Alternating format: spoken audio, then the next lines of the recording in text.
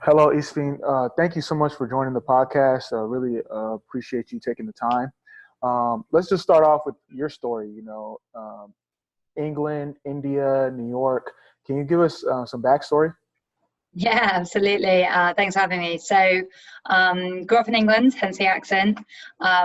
Grew up in Manchester, studied at Oxford, moved to London, was a consultant and then management consultant, and then had been a student athlete all my life. I'd basically played sports all my life. Sports had been a massive part of my life growing up, and so figured I'd give myself a shot to get into the industry. And thought if I'm going to do one crazy thing and upset the parents, why not do two? So I actually moved to India to become a sports agent back in 2009. So worked predominantly in cricket, but also did kind of hockey and golf and soccer. But fell in love with sponsorship as a kind of form of marketing and a way to be in the sports industry. That's amazing. So, how did you make that shift from management to consulting to sports agency? Because, as you know now, sports business is growing like crazy, and a lot of people outside of just the professional athletes are trying to get into sports. So, can you Yeah. touch on that shift? Yeah, I think to be honest, like I didn't, graduating, I'm sure like a lot of students, like unless you've done a sports degree, like you don't really think of sports as an industry that you can work in. Like it wasn't presented to me as a kind of a graduation opportunity. So when I started thinking about sports and working in sports, I really had like no clue. So I just started speaking to people and, like, hey, does anyone know anyone who works in the sports industry? And in terms of commercialization, so what I was told is, it's easiest to find jobs in when you're making money for someone. Mm-hmm. And in America, that's a lot of ticket sales, which is why ticket sales seems to be like a big entry point. But in other parts of the world, I wouldn't say that ticket sales is necessarily as big a thing as it is here. So really the two ways that you get into sports is either through like the media side, so media selling, media buying, or through sponsorship. So to be honest, I just fell into sponsorship. Just because I didn't know what else to do. But it was once I started working in sponsorship, obviously that's when I was like, this is awesome. Like what a cool way of kind of getting your brand into the heart of the action. No, that's great. So, how did this all lead to Open Sponsorship? You're the founder of Open Sponsorship, a great marketplace, a great platform that I use myself. Can you talk about that, like aha moment where you were like, I need to start this?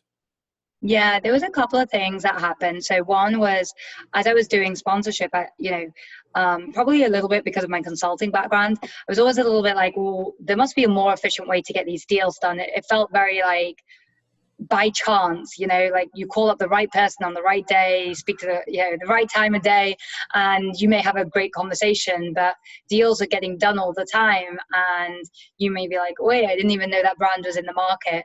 So I always felt like there was probably a bit more of an efficient way to get deals done. And secondly, because I'd lived in England, because I was working in India, but by way of work, I'd worked in West Indies and South Africa, Sri Lanka, like in Bangladesh, all over.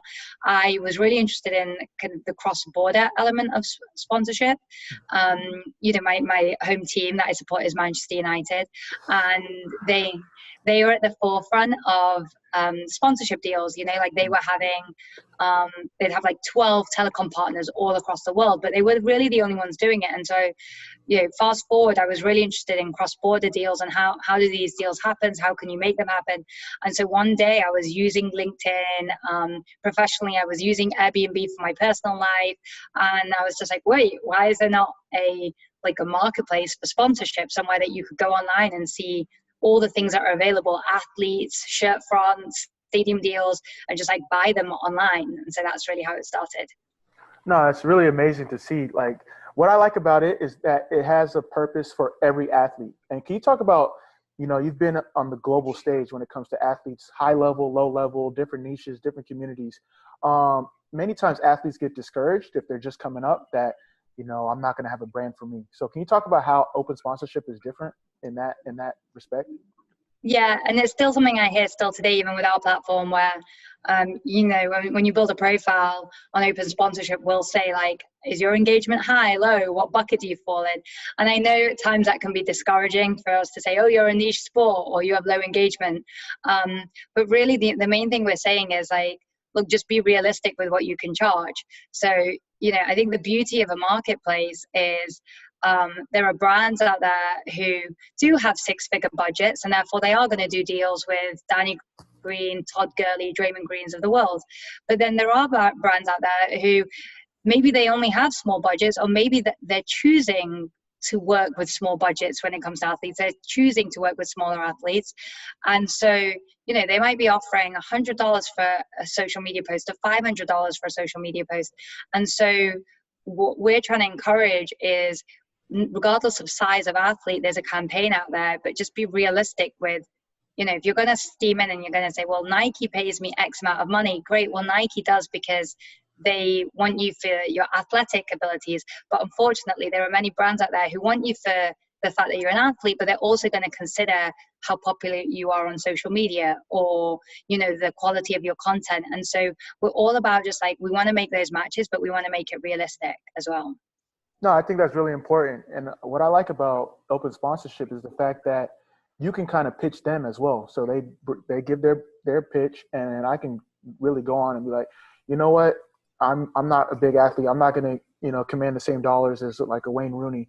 But I can pitch to them and say, this is the budget I'm willing to take. This is a new creative style that I feel like I could fit your brand. And most times than not, they're willing to at least listen. And before, it wasn't like that, in the sense of you had to know somebody that knew somebody. Like you said, it was like by luck. So with the way sponsorships are going and, content is being formed, what are some things that you're excited about as we move forward? Yeah, I think a couple of things that I really like is, one is the ability for us to track the impact of a deal. So a great example, give a shout out to one of our athletes, is a track and field athlete called Ebony Morrison. Mm-hmm. And she makes really nice content, but she'll do things, fairly inexpensive, like the $200-300 mark for a campaign. And nowadays brands are, we encourage them to try and track the results. And so she'll work with a brand, and they'll give her like a tracking link, and they'll measure how many sales that she generated for them. And we just recently worked with her and a company, and they came back and they said, listen, we made as much as we spent on her, we made that back, which is basically the holy grail. Like, that's what you always want. I mean, and everyone always writes it off like athletes and people don't make enough positive ROI. And so because they've tracked it, they're already coming back and saying, cool, well, we're going to work with her again, and we'll turn her into a long-term ambassador. So I really like the idea that we can finally say, all right, like, if you as an athlete produce great content and you have influence over your customer base, then actually we can show that to the brand and help you get more deals and turn you into a long-term brand ambassador, which is obviously what everyone wants. And so I think that's really exciting, the ability to show results. And then I'd say the other things that are really exciting to me is just with the emergence of new channels, like think about TikTok, every time a new channel opens, the earliest adopters are able to essentially growth hack and get the biggest following. So we have athletes today who may not be the most famous on field or on the court, but because they're doing really fun things on social media, on new platforms, that their popularity is growing, and therefore they're worth more. And so what I like about the platform is, we've got golfers and MLB athletes who don't do anything on social, but because they're very famous, they'll make money. And then we have the other extreme where we've got athletes who they produce great content, or they're the first people on TikTok, and because of that, they're going to make money as well. No, I think it's really amazing. You touched on 2 points that I really want to drive home. The fact that early adoption and, your athlete, the track athlete that was willing to do the $200 to $300 deals and now ends up being a long-term ambassador. That's what it's all about, planting seeds. But another point is when you talk about tracking links, and what's been really popular or is getting more popular in the athlete world is affiliate marketing. So can you talk about the difference between sponsorship, affiliate marketing, and how it all kind of leads to, like, as you said, the holy grail? Yeah, so in our platform, when a brand signs up, they put up a campaign, as you know, and then they basically have 4 ways that they can say they're compensating the athlete. So cash, product, royalties, and equity. So as you can imagine, cash is preferred, like pay me up front. Product is great, right? Especially if you value that product. Equity is very much for the like small startups that are kind of, you know, looking for that relationship. And then there's the royalty one, which is by far the most popular for brands. If brands could do royalty deals all day long, as you say, affiliate marketing, they would. But the biggest thing there is most athletes, definitely agents, have not been that incentivized to get those deals done. And most athletes, they want to be compensated for their time. But that is the biggest chunk, where if we could figure out, and if athletes today, or we as Open Sponsorship, could come together and figure out how do we make affiliate marketing work in our world, then the money is endless. Because essentially what's happening is you're going to get paid based on how many sales you drive for the brand. And I was talking to someone recently, they're a pet company, and for every customer that they sign up, they would pay the athlete around $36, let's say it's $40. So, you know, if you think about your own following, and let's say, okay, all right, well, 10% of people, maybe 5% of people engage with my content, you know, maybe I could get new customers from 1% of those. You know, if you're talking about being paid $40 per new customer, that can really easily add up, especially when we talk about like smaller guys who, you know, this could be a nice side living for them.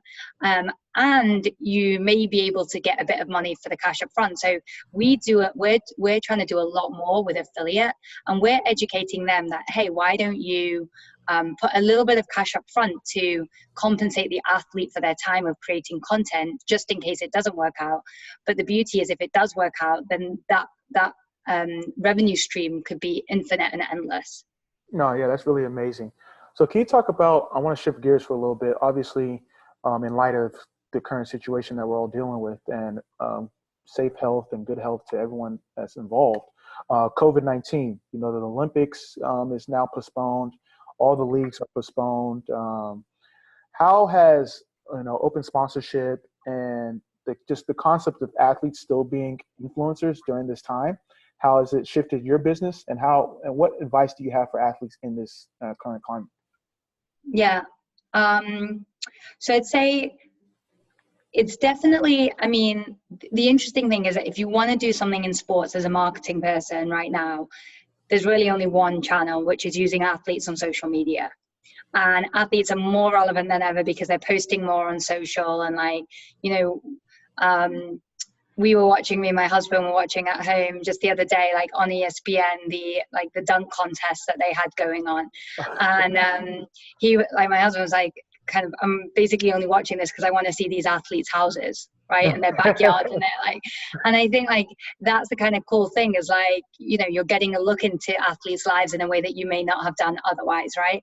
And so I think actually there's a real opportunity to run with it. The biggest hurdle is that a lot of businesses are hurting and they're reducing their marketing budgets. So even though this is a great way to spend your money right now, and athletes are less expensive than they've ever been, they're producing better content than they ever have done.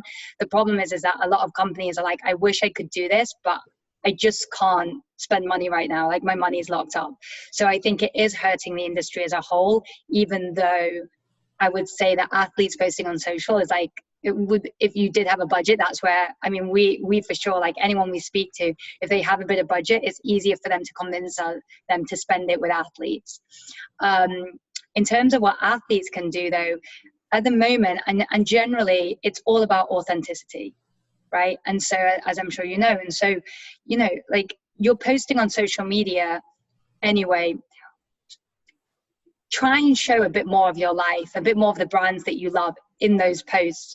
We do a lot of work at Open Sponsorship where we look at what brands are being tagged by athletes organically.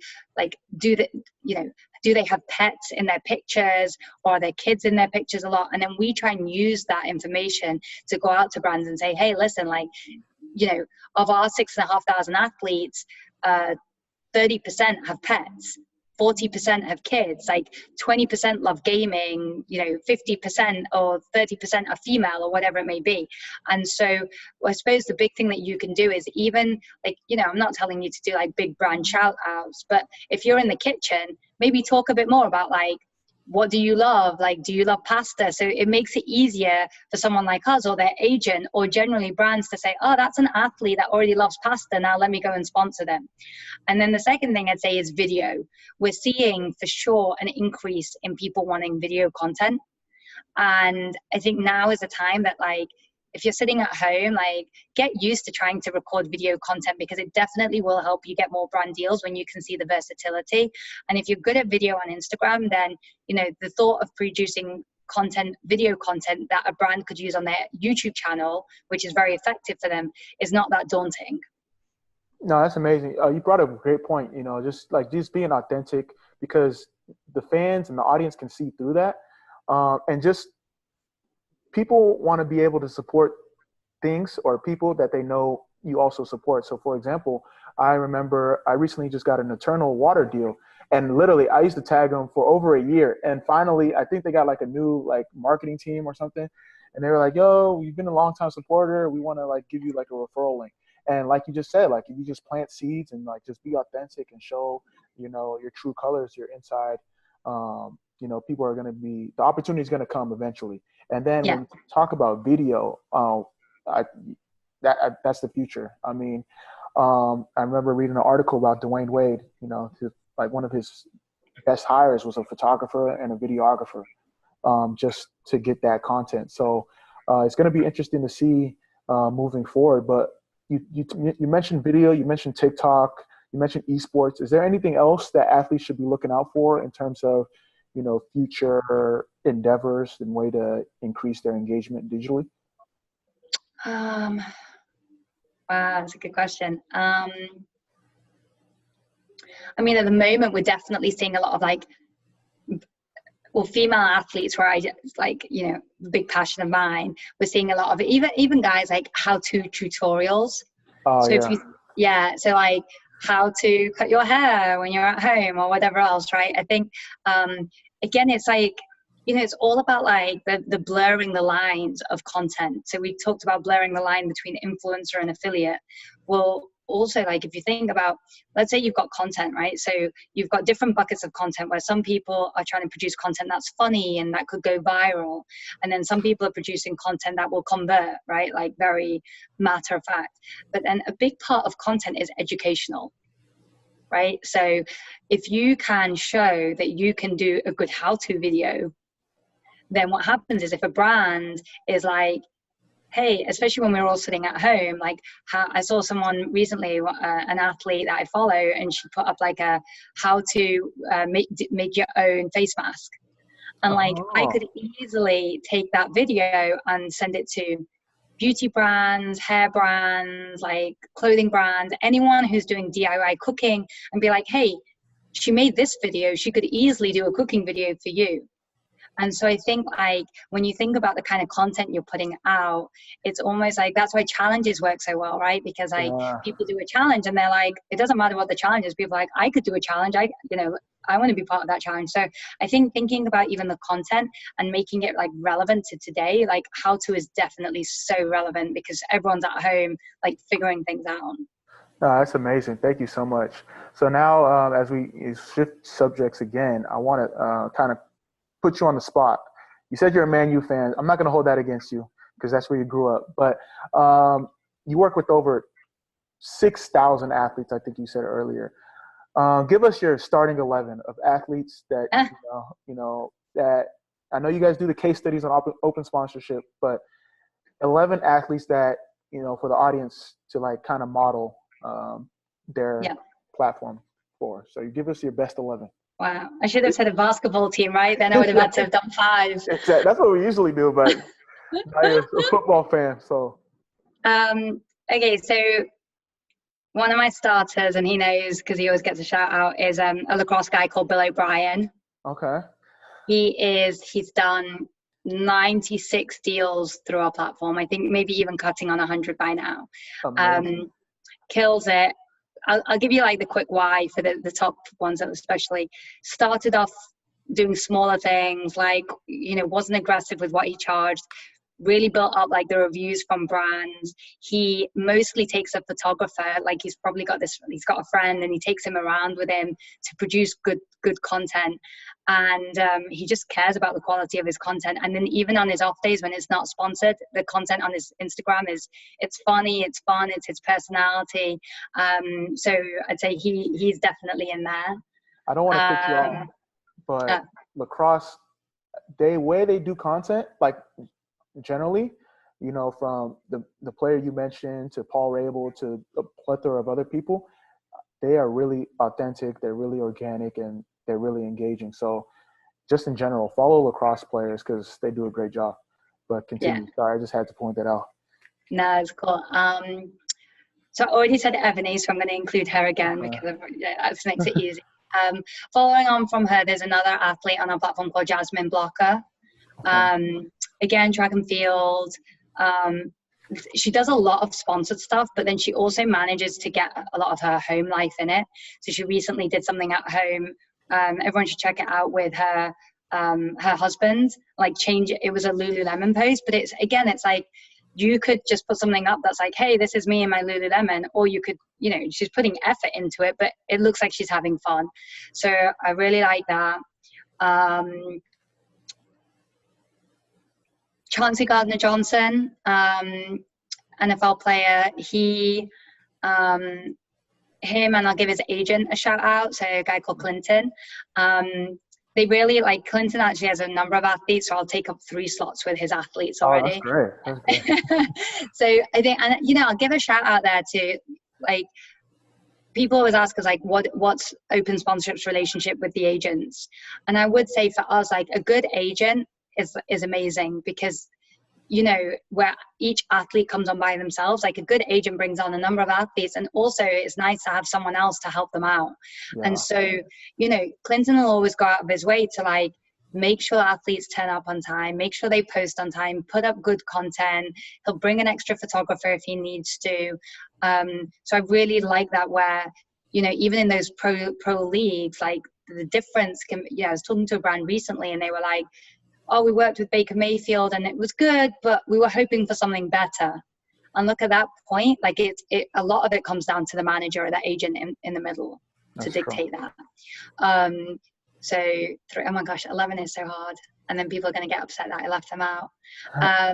We could do a pickup side. Yeah, just pick up like 7-on-7 football, like small. Yeah, we'll help you out. We've got some cool, like, alternative sports. Like, we've got a couple of, like, freestylers, and that's kind of fun because, you know, that content is even the following might be a bit smaller, like the content is again, like, super fun. So I really like that. And then there's obviously, like, there's a female, like, an athlete, Julia Mancuso. She's a retired skier. Legit, like, she doesn't do anything that she doesn't 100% believe in, but because she 100% believes in it, she'll do it for a lot cheaper than she should charge, which is just, like, awesome because her conversions are through the roof. So I'd say, and then I should probably, Todd Gurley was probably my favorite big campaign was a campaign. Actually, Todd Gurley, and then we did something recently with Danny Green, a photo shoot.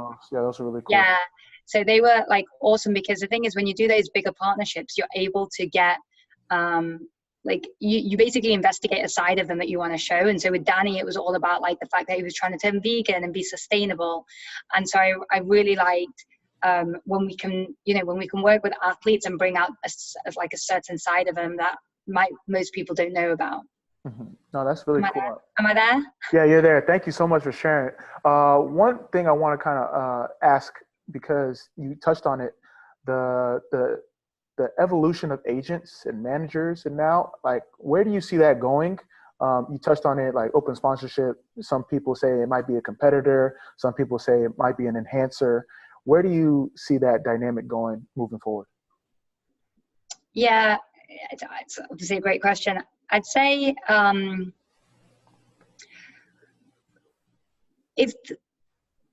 so what we do is, obviously, we go out and get the brands and bring them onto our platform, right? And so we feel that the manager who just has connections in the brand world, the agent that just has connections, I mean, to be honest, like today, it's so hard to predict which brands are cutting budgets and which ones are giving more budgets. And so, I'm sure you've seen on our platform, like it's a whole like startups to big companies and all different types of industries. So I think the connector role in any, like, even when you think about real estate or recruitment, if your only purpose is like connecting two sides, a little black book, that's becoming a bit archaic. But if your role is, we're not getting down on a one-to-one level with each athlete to say like, hey, we're not helping you out if you need to book flights or whatever else. And so I think there's a lot that a manager and agent helps out with that's not just sponsorship. And I say like that's not going away. Obviously, like, the team contracts for soccer, basketball, football, like the agent is very much needed. But I think where we step in is the ability to bring deals. And so there are a couple of agencies that are like just the marketing representation, and their only value add is like knowing a few people. Like that's who we probably compete with. Whereas like everyone else in the ecosystem, like we're a best friend to you. No, that's great. I think it's great that you touched on it, and it shows that athletes need more value. You can't just have a connection. So maybe use open sponsorship. You see which brands are looking for content or partnerships, and then instead of just saying, "Oh, I have a connection for you," develop a format for the athlete and say why this may be a good fit. So I really appreciate you touching on that. Before I let you go, you're Forbes 30 for 30. 30. I was thinking about the ESPN documentary. 30 under 30. Open sponsorships been in existence for about 5 years or 6 years. 5 years, yeah. One thing that I read was, because this new phase of athletes starting businesses, entrepreneurs coming out of nowhere, you said you should work for somebody first before being an entrepreneur. Can you touch on that? Because I thought that was amazing that you said that, because one of the quotes I go by is, in order to be a good leader, you need to be a good follower first. You need to be able to learn. So when you said that, I was like, you know what, I got to ask this question. So.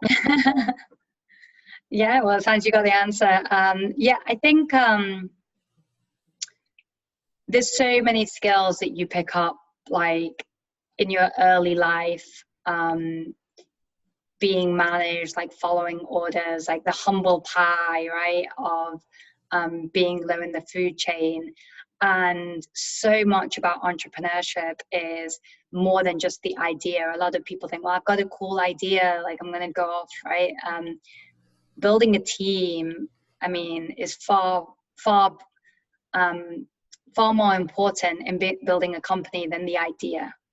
How can you manage a team if you've never been managed yourself, right? And then a lot of like I remember I was talking to some friends when I started the company, and I was saying to them how like, oh my God, like people don't know how to use Excel. And they were like, what if? Like, you didn't know how to use Excel when we graduated. Like, you learned that in your first job.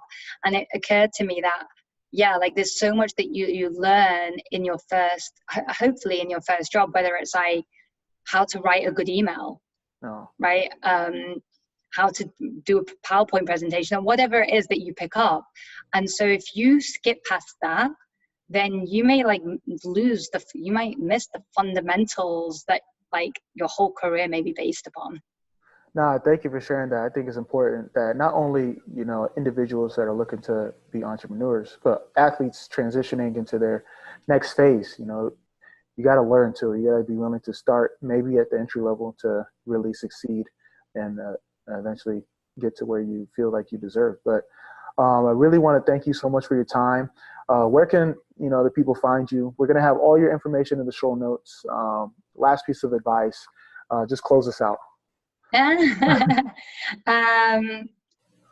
say, listen, in everything, it's always about persevering. So even like if you're an athlete, I'd say today more than ever, like building brand, whether you're an athlete or an entrepreneur or whoever, is so important. So don't be embarrassed to go out there and find a million ways to like build up your social media profile, even if that's like not you, because unfortunately that's just like a thing that we have to do. So like it's not going to be overnight. So just kind of keep plugging away at it and keep figuring that thing out. It is definitely worth building a brand. Like so very quickly, like even when I think about raising money for our startup, the higher my social media follower count, the more likely I'm going to raise money. Like, that's so crazy. Like, I'm an entrepreneur. Why would it be even correlated? But that's just how the world works now. That's So as an athlete, like, that's, you know, so many athletes will say to me like, oh, but I don't care about that. But like, that's just how the world works, not just for you, but for everyone. So go ahead and do that. But in terms of like getting in touch with me, obviously open sponsorship, LinkedIn, Twitter, whatever it may be, get in touch. Nah, thank you so much. We really appreciate you once again, and wish you the best of luck moving forward with open sponsorship and all your endeavors. Likewise. Thanks so much. Have a great time.